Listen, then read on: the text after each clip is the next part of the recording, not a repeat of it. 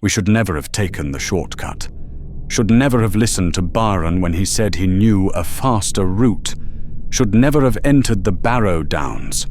But we were behind schedule. The merchant in Bree was expecting his goods 3 days ago. We were losing money with every delayed hour. Every night we camped instead of delivering. Every moment we wasted on the long road instead of the direct path. So when Baran said there was a way through the downs, a path that would save us 2 days, maybe 3.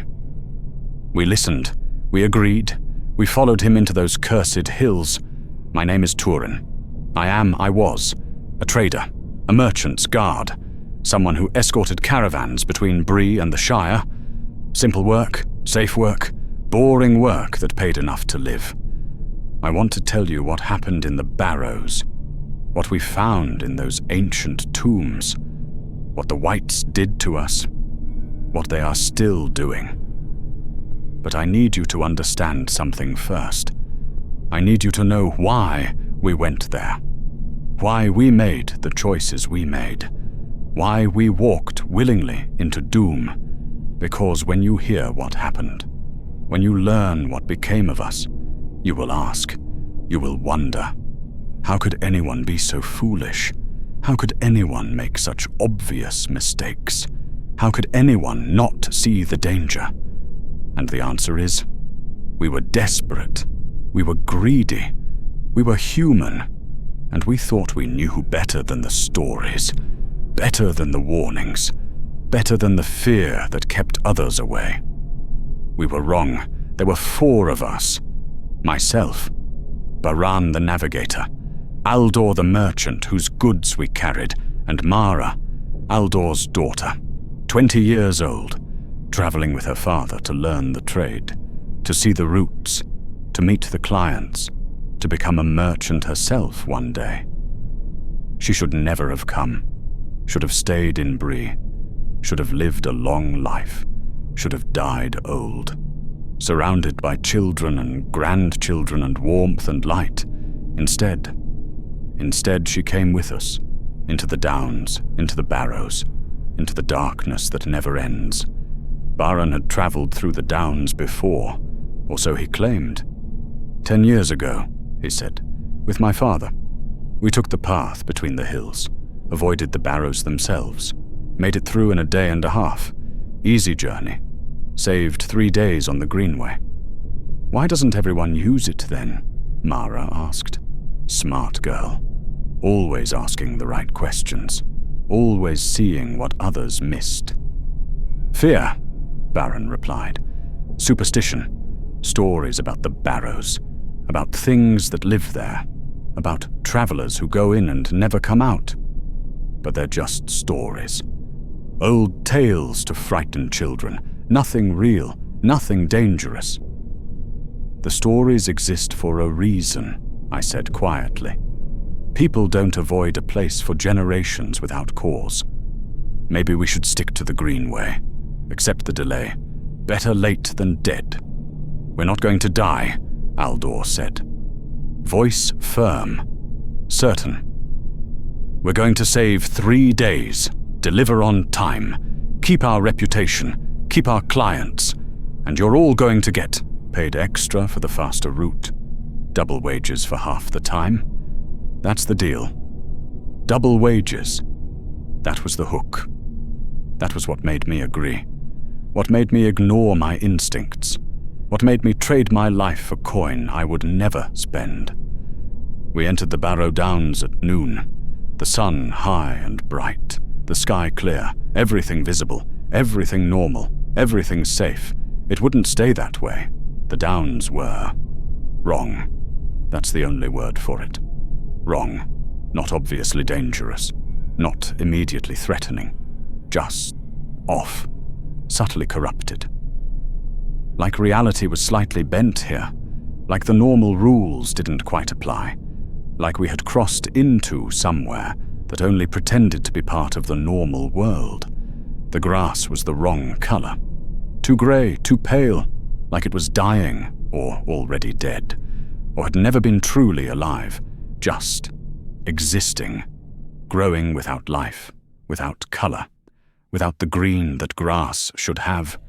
The hills were too regular, too symmetrical, too deliberately shaped, not natural formations, not random geography, but mounds, burial mounds, barrows, ancient tombs where kings and warriors had been laid to rest thousands of years ago, before Arnor fell, before the kingdoms of men fractured, before darkness claimed these lands, and between the mounds, paths, narrow paths, winding through the downs, between the graves, through the tombs, like veins, like the land itself was diseased, infected.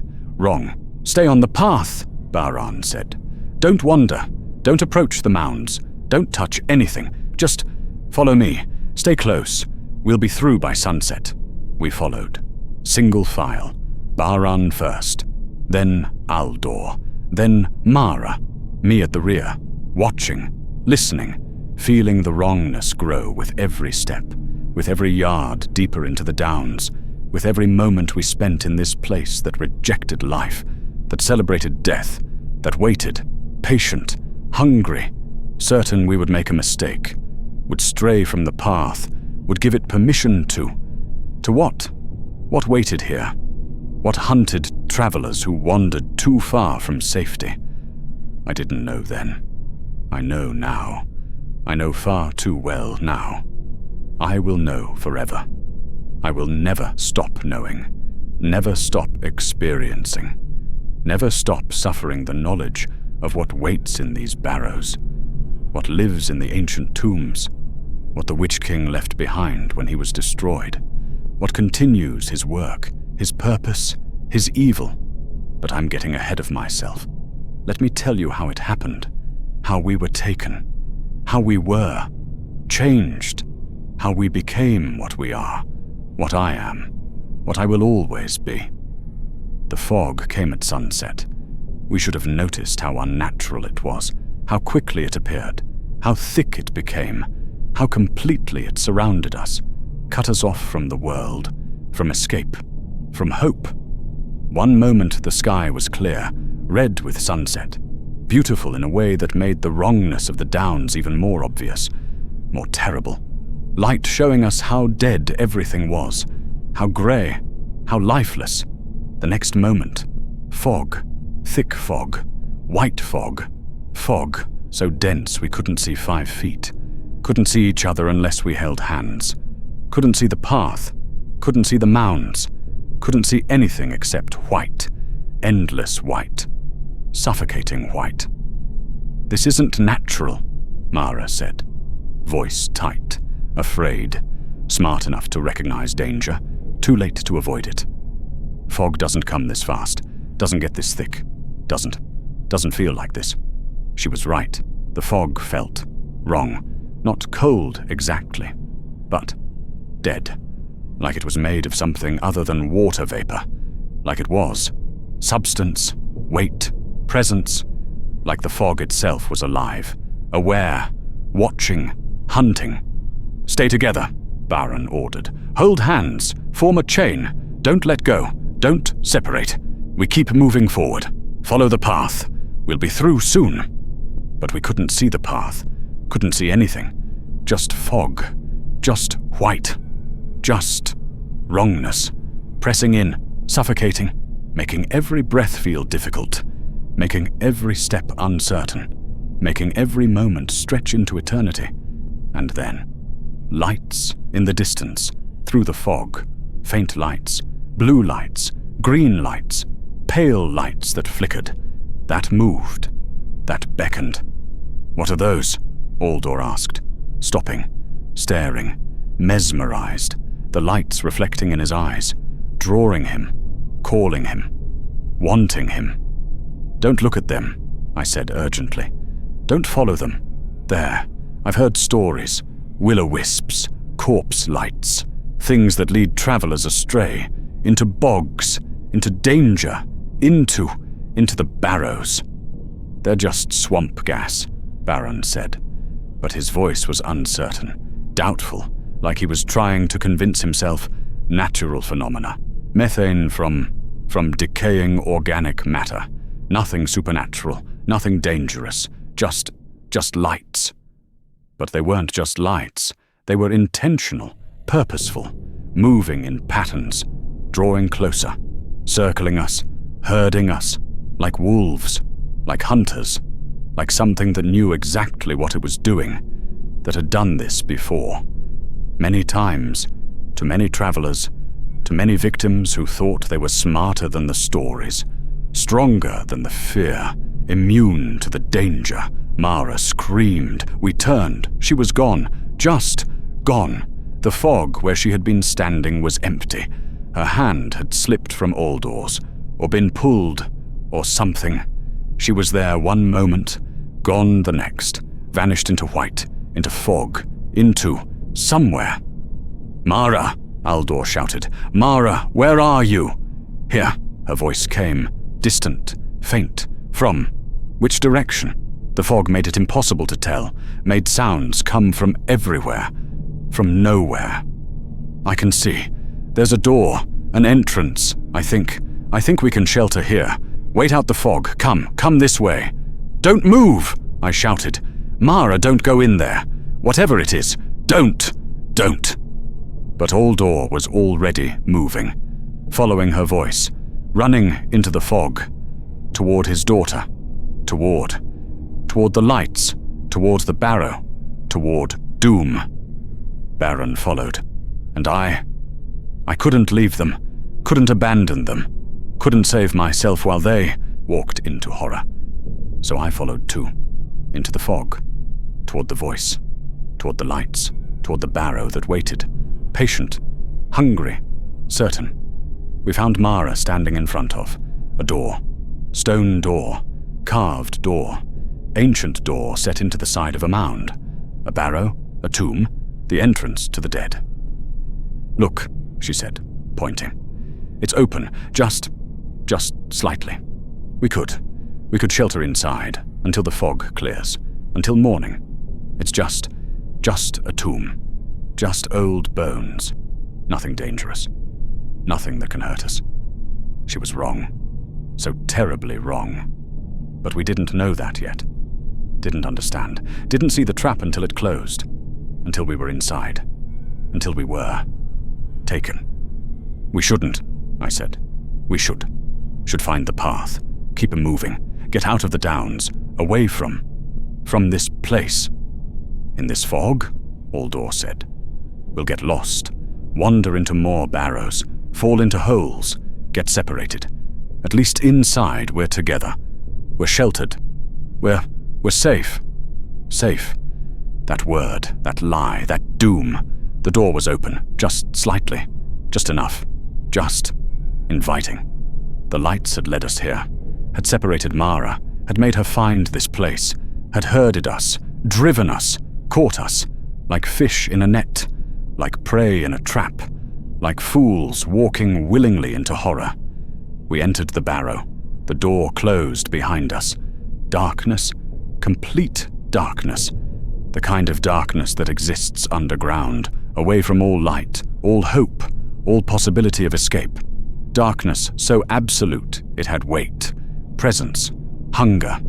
"Light," Baron said, voice shaking. "Someone light a torch, a candle, anything." Aldor fumbled, struck flint, got a flame, lit a torch he carried. The light flared, pushed back darkness, showed us where we were, what we had entered, what we had done. A tomb, an ancient tomb, stone walls, carved walls, covered in designs, runes, markings we couldn't read, couldn't understand, but could feel, could sense. Warning, threat, curse, words that said, "Stay away, do not enter, do not disturb. Death waits here, suffering waits here, eternal imprisonment waits here." We should have listened, should have run, should have tried to force the door, to escape, to leave, before it was too late, before we were seen, before we were chosen. But we were already too late. Had been too late from the moment we entered the downs, from the moment we ignored the warnings.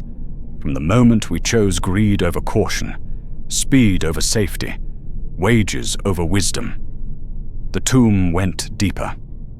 A passage leading down, into the earth, into the mound, into the heart of the barrow, where the dead lay, where the kings were buried, where they waited. Not dead, not alive, something else, something worse, something that should not be. "We should go back," Mara whispered. "Try the door. Try to open it. Try to leave." Barron tried, pushed, pulled, hammered. The door wouldn't move, wouldn't budge, sealed, locked, trapped. We were trapped. In the barrow, in the tomb, in the place where? I don't want to say it. Don't want to remember. Don't want to know what I know, what I will always know, what I can never forget. Never escape. Never. Never. "It won't open," Barron said, voice breaking. We're locked in. We're trapped." "Then we go deeper," Aldor said. "Find another exit, another way out. These tombs, they must have passages, connections, ways to escape." There was no other way out. There never is. The Barrows are designed to keep things in, to trap, to hold, to imprison forever.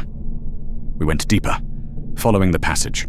Down, always down, the torch flickering, casting shadows, making the carvings on the walls seem to move, writhe, watch us, judge us, find us, guilty, condemned, sentenced to what? What punishment, what fate, what horror? The passage opened into a chamber, large chamber, high ceiling, and bodies.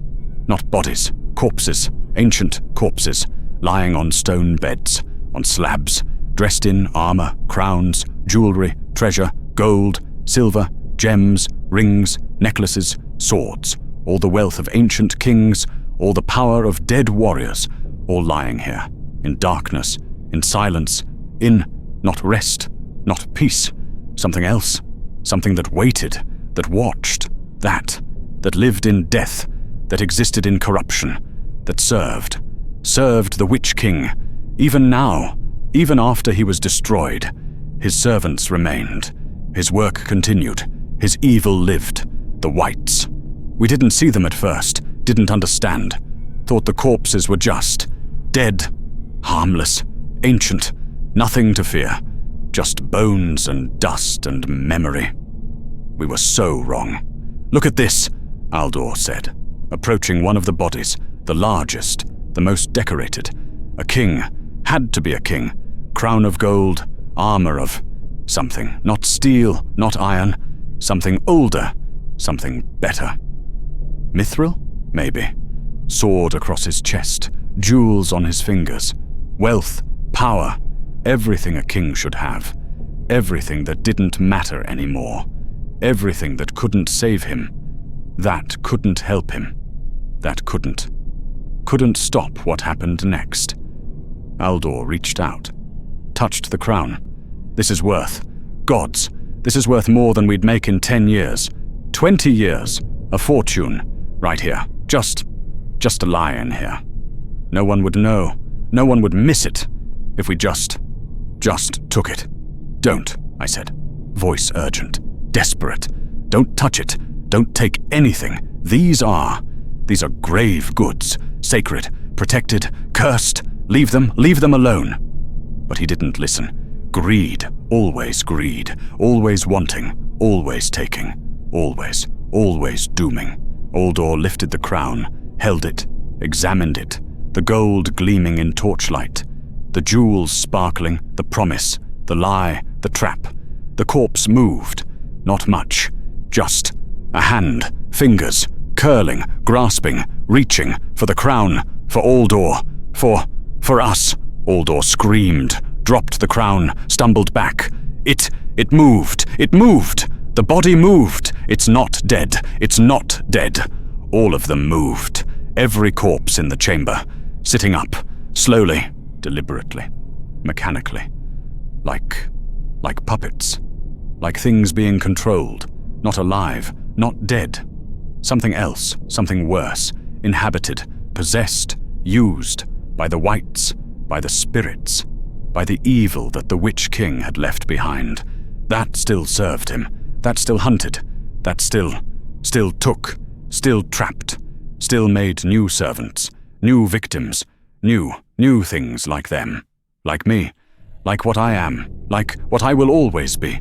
Their eyes opened, not eyes, not anymore, just darkness, empty sockets, filled with blue light, green light, pale light, the same light that had led us here, that had lured us, that had trapped us, that now looked at us, from dead faces, from corpses, from things that should not move, should not think, should not hunt. One spoke, voice like wind through graves, like earth falling on coffins, like death. You have entered our home, our rest, our eternity. You have disturbed what should not be disturbed. You have taken what is not yours. You will pay. You will join us. You will become like us forever. In darkness, in death, in service, we ran back toward the passage, toward the entrance, toward escape that didn't exist, that had never existed, that was impossible. But we ran anyway, because we had to, because staying meant what's happening to me now, what I'm experiencing, what I will always experience, what I cannot escape, cannot end, cannot. They followed, not running, not hurrying, just walking, slow, deliberate, patient, because they knew we couldn't escape, knew the door was sealed, knew we were trapped, knew we were already theirs, already taken, already sentenced to this, to what I'm. I can't say it yet, can't tell you yet, can't reveal, not yet. You need to understand, need to see, need to know how it happened, how we were taken, were changed, were made into what we are now. We reached the entrance, the door still sealed.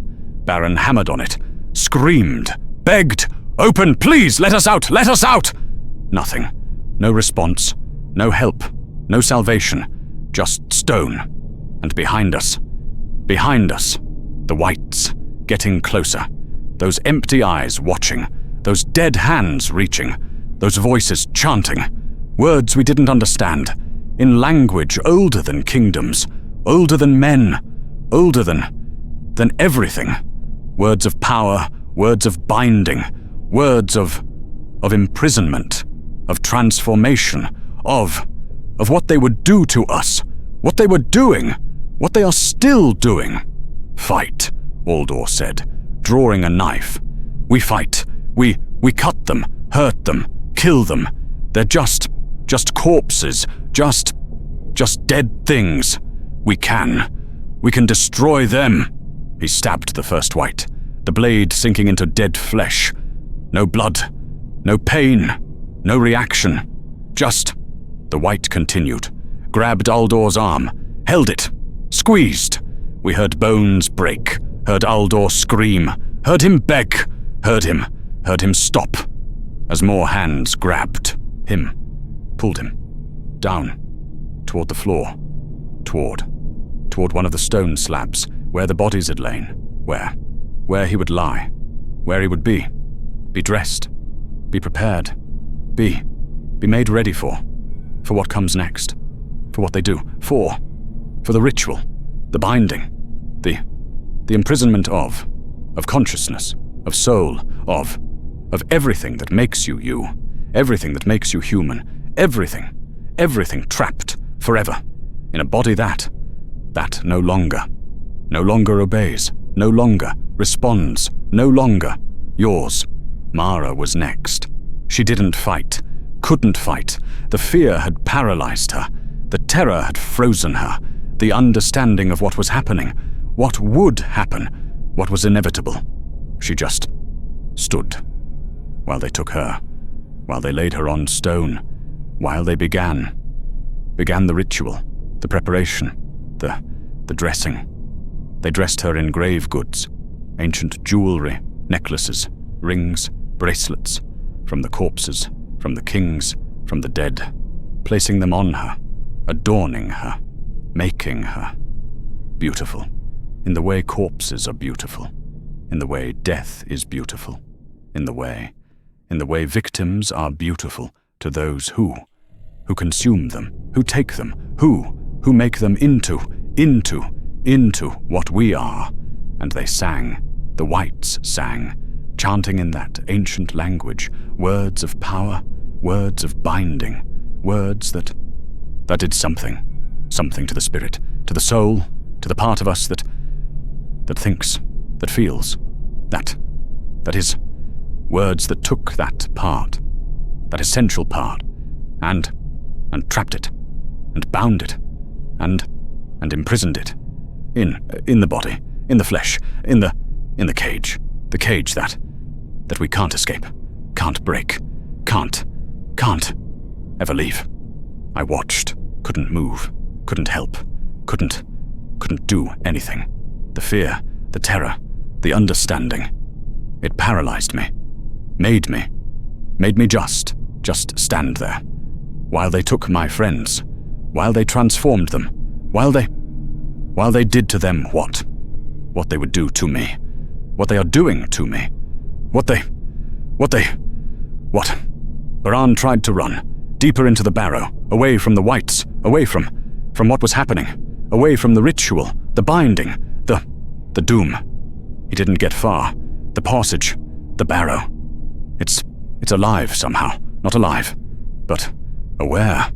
The walls, they moved, shifted, blocked his path, trapped him, caught him, brought him back to the chamber, to the slabs, to the wights who waited, patient, certain, knowing he couldn't escape, knowing none of us could, knowing we were already theirs, already taken, already transformed, even if we didn't know it yet, even if we couldn't see it, even if we still thought, still hoped, still believed we might somehow, might escape.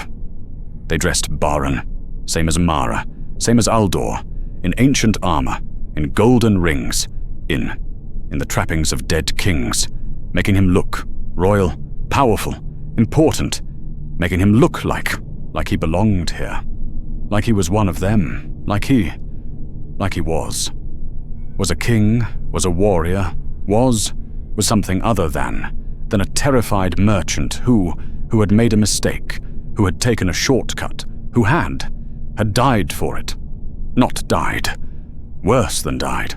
Been imprisoned, been trapped, been made into what they are, what we are, what I am, what I will always be. The chanting grew louder, more intense, more powerful. The words, the ancient words, they did something I could feel, something that reached inside, into the part of me that thinks, that feels, that is me, the essential me, the soul, the consciousness, the self, and it grabbed it, held it, bound it, trapped it, in the body, in the flesh, in the prison that looks like me, that used to be me, that I'm trapped inside, that I can't escape, can't. They came for me last. 4 wights, 4 ancient corpses, 4 empty-eyed things that used to be men, used to be kings, used to be alive, used to be free, used to be able to move, to choose, to leave. Before the Witch King, before the spirits, before they became what they are, what I am becoming, what I have already become, even though I didn't know it, even though I couldn't see it, even though I still felt like me, felt like I could move, could run, could escape, but I couldn't. When I tried to move, to run, to escape, my body didn't respond, didn't obey, didn't do what I wanted, what what I commanded, what I screamed at it to do. It just stood there, still, frozen, waiting for them, waiting to be taken, to be dressed, to be made into one of them, into a wight, into a guardian, into a thing that exists in death, that serves in imprisonment, that hunts, that lures, that takes new victims, new travelers who make the same mistake, who enter the Barrows, who become like us, like me, like what I am, like what I have been for how long? How long have I been here? Have I been like this? Have I stood here in this barrow, in this tomb, in this darkness, unable to move, unable to speak, unable to do anything except think, except feel, except experience, except suffer, except scream inside this body, inside this prison, inside this cage that looks like me, that used to be me, that I'm trapped inside forever. They laid me on the slab, the stone cold against my back, against my body that I can feel, can sense, can experience, but cannot control, cannot move, cannot command. It's mine, my body, my flesh, my prison, but not mine. Not anymore. Not under my control, not responding, just lying there. Still, while they dressed me, while they placed ancient armor, golden rings, a crown, a sword, treasure, wealth, all the things that dead kings wear, that the corpses wear, that I wear now, have worn, for how long? How long have I been wearing this? Have I been lying here? Have I stood in this tomb, guarding, waiting, hunting, for how many years? How many travelers have I lured? Have I taken? Have I trapped? Like I was trapped? Like I am trapped? Like I will always be trapped? The chanting reached a peak, a crescendo, a moment of power, of binding, of completion. The spell, the curse, the imprisonment. It finished. It locked. It sealed my consciousness, my soul, myself, inside this body, inside this flesh, inside this prison, forever, unable to leave, unable to die, unable to escape, unable to do anything except be, except exist, except suffer, except watch, except feel, everything but control, everything but freedom, everything but choice. And then they stood me up, my body, not me, my body, it moved, stood, walked, but not because I chose to, not because I wanted to, not because I commanded it, but because they commanded it, the wights, the spirits, the things that control me now, that use me, that make me do what they want, what they need, what their purpose requires, to guard, to hunt, to lure, to take new victims, new travelers, new fools who enter the Barrows, who I will trap, will transform, will make into what I am, into prisoners in their own bodies, into conscious corpses, into eternal suffering. I stand here now, in the barrow, in the tomb, in the darkness. I have stood here for how long? Days? Months? Years? Decades? I cannot tell, cannot measure, cannot know. There is no sun here, no moon, no stars, no passage of time, no change. Just darkness, just cold, just stone, just waiting, forever standing, forever trapped. I can feel everything. My body, the armor, the crown, the weight of gold, of metal, of treasure that means nothing. That I cannot use, cannot enjoy, cannot do anything with. Just wear forever. Forever wearing dead men's gold. Forever dressed like a king. Forever looking royal, powerful, important. While inside I scream, inside I beg, inside I plead for death, for release, for anything except this eternal, this forever, this consciousness without freedom, this awareness without control, this suffering without end. My friends are here too. Aldor, Mara, Baron, standing in the darkness, in the tomb, dressed like me, trapped like me, suffering like me. I can sense them, sense their consciousness, their screaming, their terror, their desperation, their eternal suffering. But I cannot reach them, cannot speak, cannot help, cannot comfort, cannot do anything except stand beside them, forever together, forever trapped, forever in this tomb, this barrow, this hell that masquerades as death, but isn't death, is worse than death, is consciousness without end, is awareness without escape, is suffering, forever, and we hunt the wights. They make us hunt, make our bodies we cannot control, move, walk, reach, grab. We lure travelers.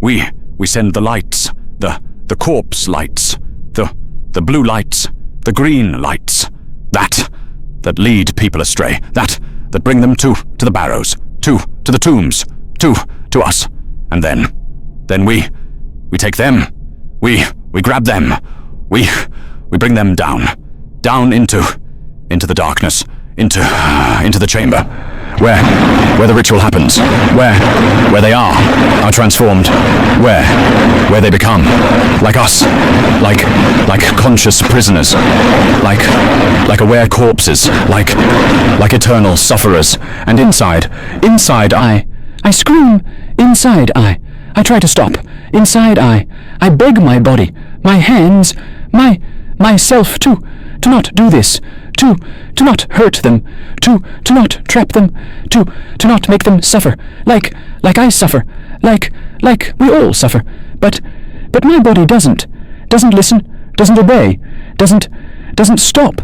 It just does what the wights command, does what the spirits want, does what my cursed fate requires, and I watch, I feel, I experience every moment, every victim, every transformation, every new prisoner, every new sufferer, added to this tomb, to this collection, to this army of trapped souls, of conscious corpses, of eternal victims. How many have we taken? How many since I was transformed? How many before me? How many years has this been happening? How many centuries have the wights been doing this? Been building this collection, this prison, this hell? I don't know, cannot know, cannot count, cannot measure, can only experience, only suffer, only exist in this eternal, this forever, this moment that never ends, that never changes, that never releases me. And now I must tell you the truth, the thing you must understand, that the reason I am telling this story, the reason you can hear my words, my thoughts, my screaming. I am not Not free? I am not. Not escaped. I am not. Not telling you this story from safety, from survival, from somewhere far away, where I can rest, can heal, can forget. I am telling you this story from inside the barrow, from inside this tomb, from inside my body, my prison, my cage, right now, this moment, this eternal moment.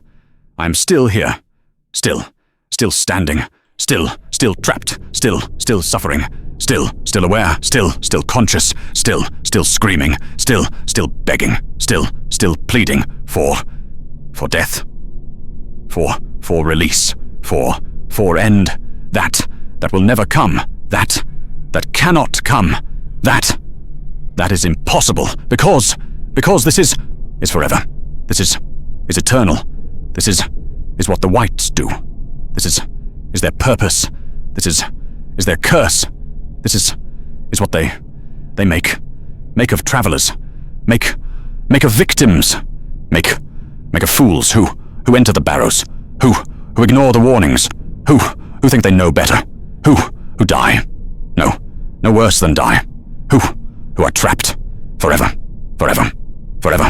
I'm in the barrow right now, standing in darkness, in cold, in silence. My body stands perfectly still, stands ready, stands waiting for the next traveler, for the next victim, for the next fool. Who will enter? Who will be taken? Who will be transformed? Who will join us? Join this collection, this prison, this hell of trapped souls, of conscious corpses, of eternal sufferers, and I cannot stop it, cannot prevent it, cannot warn them, not really, can only send this story, this testimony, this warning out into the world, somehow, through dreams, through visions, through the magic that binds us, through the connection to the living world, the world I can no longer touch, no longer enter, no longer be part of. My body stands, but I am screaming, forever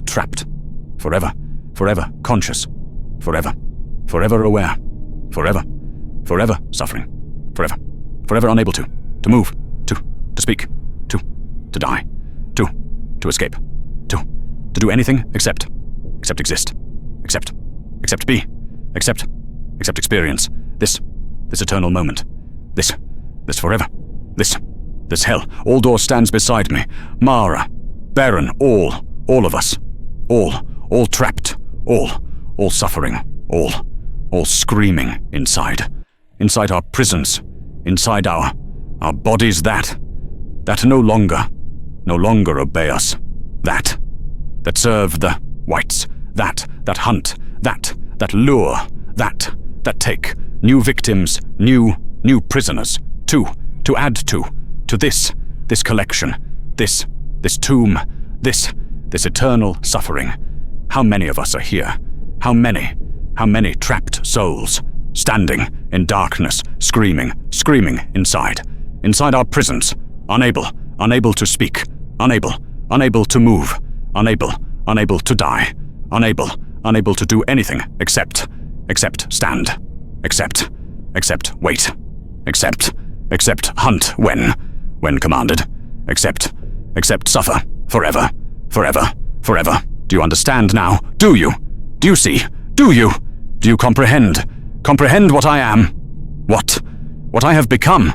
What I will always be? I am not a survivor. I am not escaped. I am not free. I am a prisoner, a conscious corpse, a trapped soul, a a thing that exists between life and death, between awareness and oblivion, between human and monster. I am what the wights make, what they create, what they use to hunt, to trap, to transform others into what I am. I stand in the Barrow right now, this moment, as I tell you this, as you read these words, as you hear my story. I stand in darkness, stand in cold, stand in stone, stand in hell, forever. My body will stand here for how long?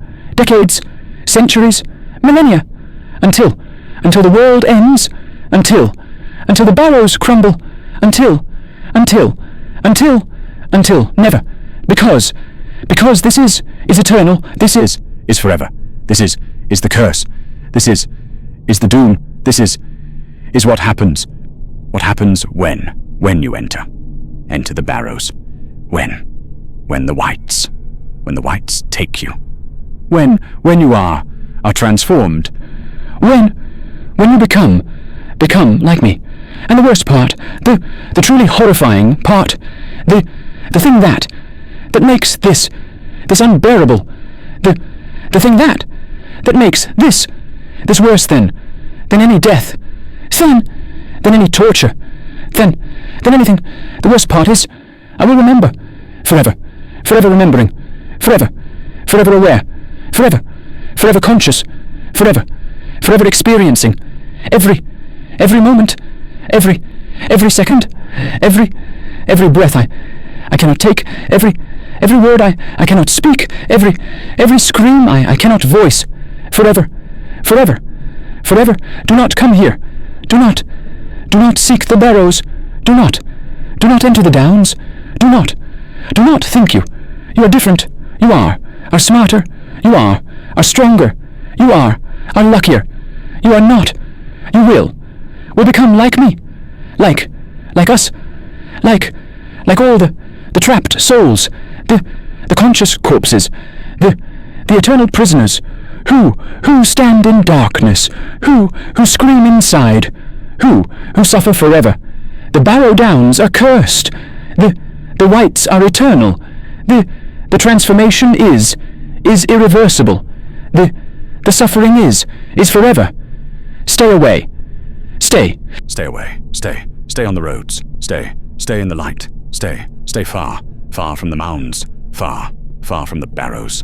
Far from the wights who hunt, who transform, who trap, who make prisoners, make sufferers, make monsters out of men, out of fools, out of travelers who thought they knew better, who thought they could take a shortcut, take the faster route, take the chance. We took that chance, and now we stand in darkness, in cold, in stone, forever. I am Turin. I was a merchant guard. I was a living man. I was free. Now I am a wight, a conscious corpse, a trapped soul, a prisoner in my own body, a thing that hunts, that lures, that takes others too to join me, join us in this eternal suffering, this forever prison, this hell.